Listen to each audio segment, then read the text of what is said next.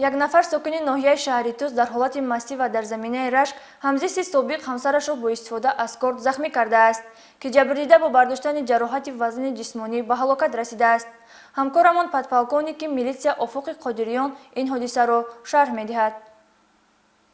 صادر گردیدن جنایت‌های وزین از قبیل کشتار در حالتی از معیار زیاد استعمال نمودن نوشاکی‌های اسپرتی عاقبتی ناخوش داشته هر لحظه نفری سرخوش می‌تواند به کردارهای خلاف قانون دست زند. ضمن برگزار نمودن چاره‌بینی‌های اپراتیوی جستجویی از جانب کارمندان شعبه وزارت کارهای داخلی در ناحیه شهری توس، شهروند سوانقولوف صادق سالی تولدش 1969 ساکن جماعت دهات خولمت فی ناحیه مذکور که پیش با ماده 239 کودکس جنایتی جمهوری تاجیکستان صادر شده است همچون گمانبر در صادر نمودن جنایتی آدمکشی دستگیر کرده شد.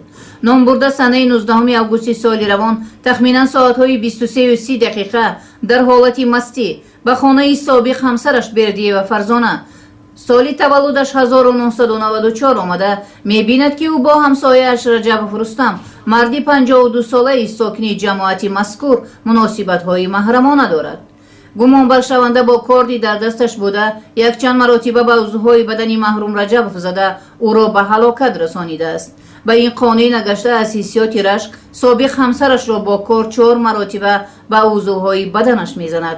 به غیر از این گمانبر شونده زنی 30 ساله ساکن شهری نورک کمالا و نیلوفر که در مهمانی قرار داشته است 3 مرتبه به قسمتی سر و دستش زده است که در نتیجه جبردیده ها جراحت‌های جسمانی برداشته در بیمارخانه بستری گردیدند.